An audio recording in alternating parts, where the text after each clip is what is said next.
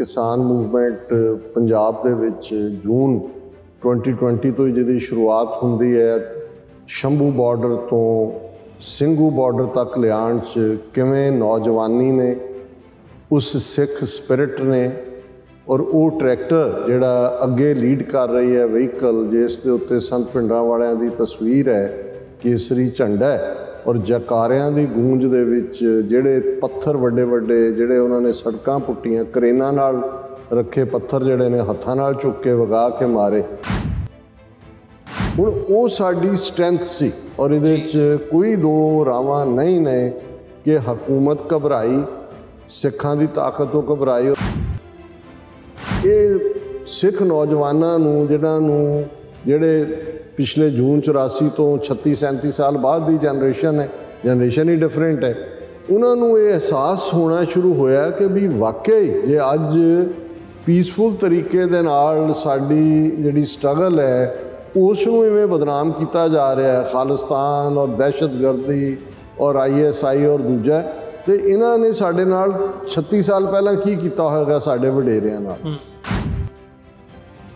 Viewers break बाद तुहाडा सारिਆਂ ਦਾ स्वागत है। गलबात ਨੂੰ ਅੱਗੇ ਤੋਰਦੇ ਹਾਂ। ਡਾਕਟਰ ਸਾਹਿਬ ਗੱਲ ਕਰੀਏ ਹੁਣ ਜਿਵੇਂ ਕਿਸਾਨ ਸੰਘਰਸ਼ ਦੇ ਦੌਰਾਨ ਤੁਸੀਂ ਪਿਛਲੇ ਸੈਗਮੈਂਟ ਦੇ ਵਿੱਚ ਵੀ ਜ਼ਿਕਰ ਕੀਤਾ ਵੀ ਜਿਹੜਾ ਸੈਂਟੀਮੈਂਟ ਇੱਕ ਸਿੱਖਾਂ ਦੇ ਵਿੱਚ ਹੈ ਉਹ ਉੱਭਰ ਕੇ ਸਾਹਮਣੇ ਆਇਆ। ਸੋ ਹੁਣ ਇਹਦੀ ਜਦੋਂ ਅਸੀਂ ਪੋਲੀਟੀਕਲ ਰੈਮੀਫਿਕੇਸ਼ਨਸ ਦੇਖਦੇ ਹਾਂ ਆਉਣ ਵਾਲੇ ਸਮੇਂ ਦੇ ਵਿੱਚ ਇਹ ਕਿਸ ਡਾਇਰੈਕਸ਼ਨ ਵੱਲ ਜਾ ਸਕਦਾ ਹੈ ਜਾਂ ਸਿੱਖਾਂ ਦੀ ਜਿਹੜੀ ਇਕਜੁੱਟਤਾ ਇੱਕ ਮੁੱਠਤਾ ਹੈ ਇਹਦੇ ਚੋਂ ਕੀ ਪੋਲੀਟੀਕਲੀ ਕੁਝ ਕੱਢਿਆ ਜਾ ਸਕਦਾ ਹੈ, ਇਹ ਇੱਕ ਇਸ ਵਕਤ ਵੱਡਾ ਸਵਾਲ ਹੈ।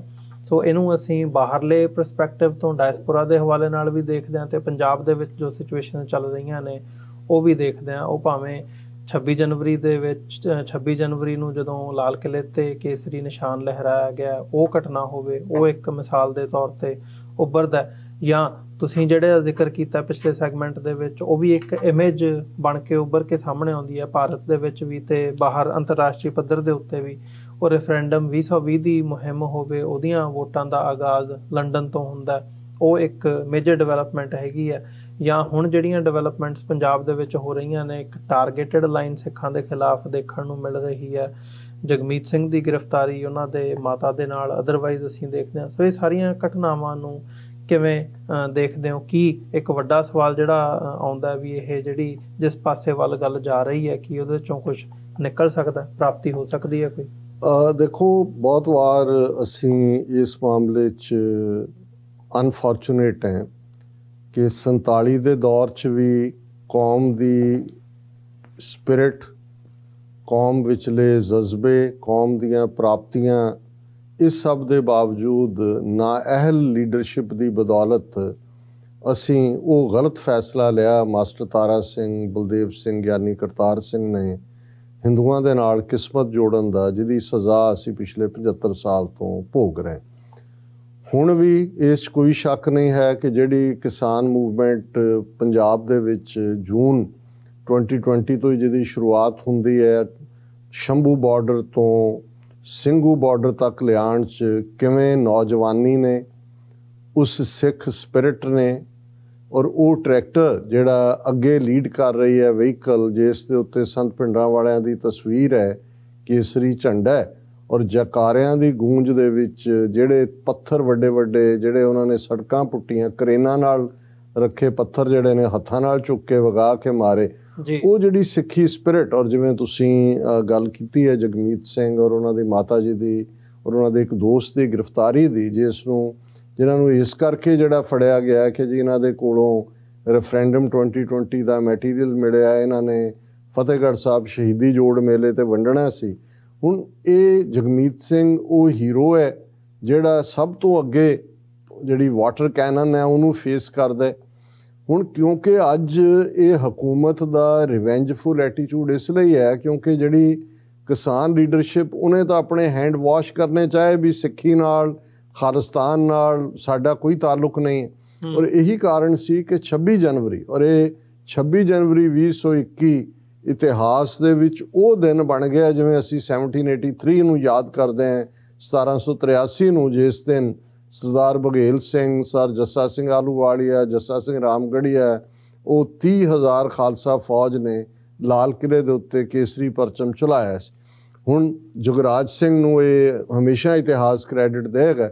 ਹੁਣ ਉਹ ਸਾਡੀ ਸਟਰੈਂਥ ਸੀ ਔਰ ਇਹਦੇ 'ਚ ਕੋਈ ਦੋ ਰਾਵਾਂ ਨਹੀਂ ਨੇ ਕਿ ਹਕੂਮਤ ਘਬਰਾਈ, ਸਿੱਖਾਂ ਦੀ ਤਾਕਤ ਤੋਂ ਘਬਰਾਈ। ਔਰ ਜਿਵੇਂ ਤੁਸੀਂ ਰੈਫਰੈਂਡਮ 2020 ਦਾ ਜ਼ਿਕਰ ਕੀਤਾ ਕਿ 31 ਅਕਤੂਬਰ 2021 ਨੂੰ, ਹਾਲਾਂ ਇਹ ਰੈਫਰੈਂਡਮ 2020 'ਚ ਹੋਣਾ ਸੀ ਲੇਕਿਨ ਕੋਵਿਡ ਦੇ ਚਲਦਿਆਂ ਇਸ ਨੂੰ ਅੱਗੇ ਪਾਇਆ ਗਿਆ ਔਰ 31 ਅਕਤੂਬਰ ਨੂੰ ਇਸ ਦੀ ਸ਼ੁਰੂਆਤ ਕੁਈਨ ਐਲਿਜ਼ਾਬੈਥ ਸੈਂਟਰ ਲੰਡਨ ਤੋਂ ਹੁੰਦੀ ਹੈ। 30,000 ਤੋਂ ਜ਼ਿਆਦਾ ਲੋਕ ਜਿਹੜੇ ਨੇ ਉਹ ਵੋਟ ਪਾਉਣ ਲਈ ਪਹੁੰਚਦੇ ਨੇ।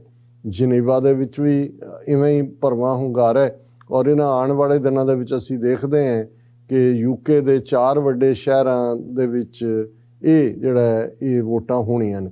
ਹੁਣ ਇਹ ਜਿਹੜਾ ਇੰਟਰਨੈਸ਼ਨਲ ਇੱਕ ਪਾਸੇ ਅਸੀਂ ਕਿਸਾਨ ਲਹਿਰ ਦੇ ਹਵਾਲੇ ਨਾਲ ਗੱਲ ਕੀਤੀ ਕਿ ਕਿਵੇਂ ਸਪੌਂਟੇਨੀਅਸ ਦੁਨੀਆ ਭਰ ਦੇ ਵਿੱਚ ਪ੍ਰੋਟੈਸਟ ਹੋਏ, ਰੈਲੀਜ਼ ਹੋਈਆਂ, ਇੱਥੇ ਈਵਨ ਫਾਸਟ ਵੀ ਰੱਖੇ ਗਏ ਇੰਡੀਅਨ ਐਮਬੈਸੀਆਂ ਕੌਂਸਲੇਟਾਂ ਦੇ ਬਾਹਰ, ਨਿਊਯਾਰਕ 'ਚ ਵੀ, ਈਵਨ ਸਰੀ ਦੇ ਵਿੱਚ ਵੀ ਇੱਕ ਯੂਨੀਕ ਤਰੀਕਾ ਸੀ। ਪਰ ਉਹਦੇ ਨਾਲ ਨਾਲ ਜਿਹੜੀ ਇਹ ਸਿੱਖ ਨੌਜਵਾਨਾਂ ਨੂੰ ਜਿਹੜੇ ਪਿਛਲੇ ਜੂਨ 84 ਤੋਂ 36-37 ਸਾਲ ਬਾਅਦ ਦੀ ਜਨਰੇਸ਼ਨ ਹੀ ਡਿਫਰੈਂਟ ਹੈ, ਉਹਨਾਂ ਨੂੰ ਇਹ ਅਹਿਸਾਸ ਹੋਣਾ ਸ਼ੁਰੂ ਹੋਇਆ ਕਿ ਵੀ ਵਾਕਈ ਜੇ ਅੱਜ ਪੀਸਫੁਲ ਤਰੀਕੇ ਦੇ ਨਾਲ ਸਾਡੀ ਜਿਹੜੀ ਸਟਰਗਲ ਹੈ ਉਸ ਨੂੰ ਇਵੇਂ ਬਦਨਾਮ ਕੀਤਾ ਜਾ ਰਿਹਾ ਹੈ, ਖਾਲਿਸਤਾਨ ਔਰ ਦਹਿਸ਼ਤਗਰਦੀ ਔਰ ISI ਔਰ ਦੂਜਾ, ਤੇ ਇਹਨਾਂ ਨੇ ਸਾਡੇ ਨਾਲ 36 ਸਾਲ ਪਹਿਲਾਂ ਕੀ ਕੀਤਾ ਹੋਏਗਾ ਸਾਡੇ ਵਡੇਰਿਆਂ ਨਾਲ।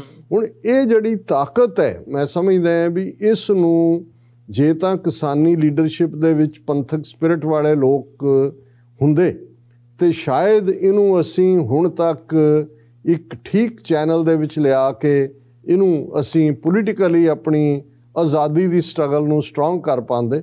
ਪਰ ਅਨਫੋਰਚੂਨੇਟਲੀ ਉਹ ਤਾਂ ਉਹਨਾਂ ਨੇ, ਦੁਸ਼ਮਣ ਨੇ ਇਸ ਗੱਲ ਨੂੰ ਸਮਝਿਆ। ਇਸ ਲਈ ਗੁਰੂ ਨਾਨਕ ਸਾਹਿਬ ਦੇ ਪ੍ਰਕਾਸ਼ ਪੁਰਬ ਦੇ ਮੌਕੇ 'ਤੇ ਹੀ ਜਿਹੜਾ ਉਹ ਮੋਦੀ ਕਾਨੂੰਨ ਵਾਪਸ ਲੈਣ ਦਾ ਐਲਾਨ ਕਰਦਾ। ਹੁਣ ਵੀ ਉਹਨੇ 5 ਜਨਵਰੀ ਦਾ ਜਿਹੜਾ ਨਾਨਕਸ਼ਾਹੀ ਕੈਲੰਡਰ ਮੁਤਾਬਕ 10ਵੇਂ ਪਾਤਸ਼ਾਹ ਦਾ ਪ੍ਰਕਾਸ਼ ਪੁਰਬ ਹੈ, ਉਸ ਦਿਨ ਉਹਨੇ ਫਿਰੋਜ਼ਪੁਰ ਆਉਣਾ ਔਰ ਉੱਥੇ ਆ ਕੇ ਉਹਨੇ ਉਸ ਕਿਸਮ ਦੀ ਆਪਣੀ ਵਾਅਦਿਆਂ ਦੀ ਪਟਾਰੀ 'ਚੋਂ ਕੁਛ ਨਾ ਕੁਛ ਫਰਾਡ ਕੱਢਣਾ। ਲੇਕਿਨ ਇਸ ਪੀਰੀਅਡ ਦੇ ਵਿੱਚ ਜੇ ਅਸੀਂ ਨਵੰਬਰ ਤੋਂ ਅੱਜ ਅਸੀਂ ਗੱਲ ਕਰ ਰਹੇ ਹਾਂ 30 ਦਸੰਬਰ ਤੱਕ, ਤੇ ਉਹਨਾਂ ਨੇ ਪੰਜਾਬ ਦੀ ਲੀਡਰਸ਼ਿਪ ਨੂੰ ਜਿਹੜੀ ਉਹਨਾਂ ਨੇ ਉਭਾਰੀ ਹੁੰਦੀ ਆ ਪਾਰਟੀਆਂ 'ਚ, ਉਹਨਾਂ ਨੂੰ ਕਰੇਲੇ ਖੱਖੜੀਆਂ ਕਰ ਦਿੱਤਾ। ਕਿਸਾਨਾਂ ਜਥੇਬੰਦੀਆਂ ਦੇ ਹਵਾਲੇ ਨਾਲ ਵੀ ਅਸੀਂ ਦੇਖਦੇ ਹਾਂ ਕਿ ਪਹਿਲਾਂ 42 ਤੱਕ ਪਹੁੰਚ ਗਏ ਸੀ, ਫਿਰ 32 ਜਥੇਬੰਦੀਆਂ, ਹੁਣ 22 ਇੱਕ ਪਾਸੇ ਨੇ। ਔਰ ਕਿਸ ਅਲਟੀਮੇਟਲੀ ਸਿੱਖ ਵੋਟ ਨੂੰ ਤੋੜਨਾ ਔਰ ਖੇਰੂ ਕਰਨਾ, ਕਨਫਿਊਜ਼ਨ, ਔਰ ਇਹ ਦੱਸਣਾ ਕਿ ਭਾਈ ਦੇਖੋ ਇਹ ਤਾਂ ਕਿੰਨੇ ਕਾਲੇ ਨੇ, ਇੱਕ ਦੂਜੇ ਦੇ ਉੱਤੋਂ ਦੀ ਛਾਲ ਮਾਰ ਕੇ BJP ਨੂੰ ਜੁਆਇਨ ਕਰਨਾ ਚਾਹੁੰਦੇ ਨੇ। ਇਹ ਦੁਖਾਂਤ ਹੈ। ਪਰ ਮੈਂ ਸਮਝਦਾ ਹਾਂ ਵੀ ਇਹ ਹਮੇਸ਼ਾ ਹੀ ਦੌੜ ਰਹਿੰਦੀ ਹੈ, ਵਿਕਣ ਵਾਲੇ ਵੀ ਰਹਿੰਦੇ ਨੇ ਔਰ ਆਪਣੇ ਕੌਜ਼ ਦੇ ਲਈ ਸਮਰਪਿਤ ਸਰਦਾਰਾਂ ਦੀ ਵੀ ਇੱਕ ਵੱਡੀ ਫੌਜ ਹੈ ਜਿਹੜੀ ਅੱਜ ਵੀ ਮੌਜੂਦ ਹੈ। ਔਰ ਇਹਦੇ 'ਚ ਕੋਈ ਸ਼ੱਕ ਨਹੀਂ ਕਿ ਇਹ ਪਰਸੀਕਿਊਸ਼ਨ ਦਾ ਨਵਾਂ ਦੌਰ, ਜਿਹਦੇ 'ਚ ਉਹਨਾਂ ਨੇ ਈਵਨ ਪੀਸਫੁਲ ਤਰੀਕੇ ਨਾਲ ਆਪਣੀ ਮੰਗ ਕਰਨ ਵਾਲਿਆਂ ਦਾ ਵੀ ਫੜੋਫੜੀ ਆਉਣ ਵਾਲੇ ਦਿਨਾਂ 'ਚ ਹੋਰ ਵੀ ਵਸਟ ਫਾਰਮ ਦੇ ਵਿੱਚ ਜਿਹੜਾ ਇਹਨੂੰ ਸਿਕਿਉਰਿਟੀ ਰਿਸਕ ਬਣਾ ਕੇ, ਔਰ ਈਵਨ ਮੋਦੀ ਦੀ ਆਮਦ ਤੋਂ ਪਹਿਲਾਂ ਵੀ ਇਹ ਫੜਨਗੇ ਕਿ ਜੇ ਉੱਥੇ ਇਹ ਕਰ ਦੇਣਾ ਸੀ, ਉਹ ਕਰ ਦੇਣਾ ਸੀ। ਔਰ ਜੇ ਅਸੀਂ ਦੇਖੀਏ ਇਹਨੂੰ ਜੋੜ ਕੇ ਕਿ ਕਿਵੇਂ ਹਰਿਮੰਦਰ ਸਾਹਿਬ ਦੇ ਅੰਦਰ ਗੁਰੂ ਗ੍ਰੰਥ ਸਾਹਿਬ ਦੀ ਬੇਅਦਬੀ ਕਰਨ ਦੀ ਕੋਸ਼ਿਸ਼ ਕੀਤੀ ਗਈ, ਬੇਅਦਬੀਆਂ ਦਾ ਦੌਰਾ, ਇਹਦੀ ਸ਼ੁਰੂਆਤ ਵੀ 2015 ਤੋਂ ਵੱਡੇ ਪੈਮਾਨੇ 'ਤੇ ਹੁੰਦੀ ਹੈ। ਮੋਦੀ ਦੇ ਪਾਵਰ 'ਚ ਆਉਣ ਤੋਂ ਬਾਅਦ 2014 ਦੇ ਵਿੱਚ ਉਹ ਆਉਂਦਾ। ਲੇਕਿਨ ਅਸੀਂ ਇਸ ਨੋਟ ਦੇ ਉੱਤੇ ਹੀ ਇਸ 2021 ਦਾ ਵਰ੍ਹਾ ਖਾਲਿਸਤਾਨ ਦੀ ਸਟਰਗਲ ਦੇ ਲਿਹਾਜ਼ ਨਾਲ ਔਰ ਰੈਫਰੈਂਡਮ 2020 ਦੀ ਸਫਲ ਕੈਂਪੇਨ ਨੇ ਸਾਡੇ ਗੋਲ ਨੂੰ ਕਾਫੀ ਨਜ਼ਦੀਕ ਲੈ ਆਂਦਾ। ਔਰ 2022 ਦਾ ਵਰ੍ਹਾ ਅਸੀਂ ਇਹ ਹੋਪ ਕਰਦੇ ਹਾਂ ਹੁਣ ਖਾਲਿਸਤਾਨ ਬੂਹੇ 'ਤੇ ਦਸਤਕ ਦੇ ਰਿਹਾ ਔਰ ਅਸੀਂ ਇਹ ਆਸ ਕਰਦੇ ਹਾਂ ਕਿ 2022 ਦਾ ਵਰ੍ਹਾ ਸਾਡੇ ਉਸ, ਜਿਸ ਨੂੰ ਕਿਸੇ ਨੇ ਕਦੇ ਯੂਟੋਪੀਅਨ ਕਾਨਸੈਪਟ ਕਿਹਾ ਸੀ, ਕਿਸੇ ਨੇ ਮੀਅਰ ਡ੍ਰੀਮ ਕਿਹਾ ਸੀ, ਪਰ ਅੱਜ ਦੁਸ਼ਮਣ ਇਸ ਦੀ ਸ਼ੈਡੋ ਤੋਂ ਵੀ ਇਸ ਲਈ ਡਰਦਾ ਹੈ ਕਿਉਂਕਿ ਉਸ ਨੂੰ ਨਜ਼ਰ ਆ ਰਿਹਾ ਕਿ ਖਾਲਿਸਤਾਨ ਇੱਕ ਰੀਅਲ ਹਕੀਕਤ ਹੈ।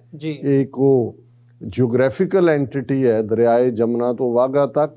ਲਾਲ ਕਿਲੇ 'ਤੇ ਅਸੀਂ ਆਪਣਾ ਝੰਡਾ ਲਹਿਰਾ ਦਿੱਤਾ ਹੈ 26 ਜਨਵਰੀ ਨੂੰ, ਔਰ ਅਟਾਰੀ ਵਾਹਗਾ ਬਾਰਡਰ ਤੇ ਇਹਨਾਂ ਦੀ ਕੱਲ੍ਹ ਦੀ ਰਿਪੋਰਟ ਸੀ ਕਿ ਪਿਛਲੇ 31 ਦਿਨਾਂ ਤੋਂ ਇਹਨਾਂ ਦੀਆਂ ਫਿਰਕੀਆਂ ਤੇ ਰੋਲਰ ਸਭ ਥੱਲੇ ਡਿੱਗੇ ਨੇ ਤੇ 350 ਕਿ 380 ਫੁੱਟ ਕੇ 320 ਫੁੱਟ ਉੱਚਾ ਜਿਹੜਾ ਕੱਲਾ ਪੋਲ ਖੜਾ ਹੈ, ਇਸ ਦੇ ਉੱਤੇ ਬਹੁਤ ਜਲਦੀ ਪਾਕਿਸਤਾਨ ਦੇ ਝੰਡੇ ਦੇ ਨਾਲ ਖਾਲਿਸਤਾਨ ਦਾ ਝੰਡਾ ਅਟਾਰੀ ਬਾਰਡਰ ਤੇ ਲਹਿਰਾਏਗਾ। 2022 ਉਹ ਵਰ੍ਹਾ ਸ਼ਾਲਾ ਸਾਬਤ ਹੋਵੇ। ਜੀ ਡਾਕਟਰ ਸਾਹਿਬ, ਬਹੁਤ ਬਹੁਤ ਧੰਨਵਾਦ, ਤੁਸੀਂ ਵਿਚਾਰਾਂ ਦੀ ਸਾਂਝ ਪਾਈ ਹੈ ਤੇ ਜਿਹੜੇ ਸਾਡੇ ਦਰਸ਼ਕ ਜੁੜੇ ਹੋਏ ਆ, ਉਮੀਦ ਕਰਦੇ ਆ ਅੱਜ ਦਾ ਇਹ ਪ੍ਰੋਗਰਾਮ ਤੁਹਾਨੂੰ ਜ਼ਰੂਰ ਪਸੰਦ ਆਇਆ ਹੋਵੇਗਾ। ਐਵੇਂ ਹੀ ਕੱਲ ਵੀ ਤੁਹਾਡੇ ਨਾਲ ਮੁਲਾਕਾਤ ਹੋਵੇਗੀ ਤੇ ਇਸੇ ਜਾਂਦੇ 2021 ਦੇ ਵਰ੍ਹੇ ਦੀਆਂ ਜਿਹੜੀਆਂ ਡਿਵੈਲਪਮੈਂਟਸ ਨੇ ਉਹਦੇ ਤੇ ਵਿਚਾਰ ਚਰਚਾ ਕਰਦੇ ਆ। ਅਗਲੇ ਵਰ੍ਹੇ ਨੂੰ ਜਿਹੜੀ ਹੈ ਉਹ ਉਹਦਾ ਵੈਲਕਮ ਕਰਨ ਦੀ ਲਾਈਨ ਹੋਵੇਗੀ। ਸੋ ਅੱਜ ਦੇ ਇਸ ਸ਼ੋਅ ਦੇ ਵਿੱਚ ਇੱਥੇ ਹੀ ਤੁਹਾਡੇ ਕੋਲੋਂ ਇਜਾਜ਼ਤ ਚਾਹਾਂਗੇ। ਦੁਬਾਰਾ ਫੇਰ ਕੱਲ ਨੂੰ ਤੁਹਾਡੇ ਨਾਲ ਮੁਲਾਕਾਤ ਹੋਵੇਗੀ। ਫਤਿਹ ਦੀ ਸਾਂਝ ਪਾਈਏ ਜੀ। ਵਾਹਿਗੁਰੂ ਜੀ ਕਾ ਖਾਲਸਾ, ਵਾਹਿਗੁਰੂ ਜੀ ਕੀ ਫਤਿਹ।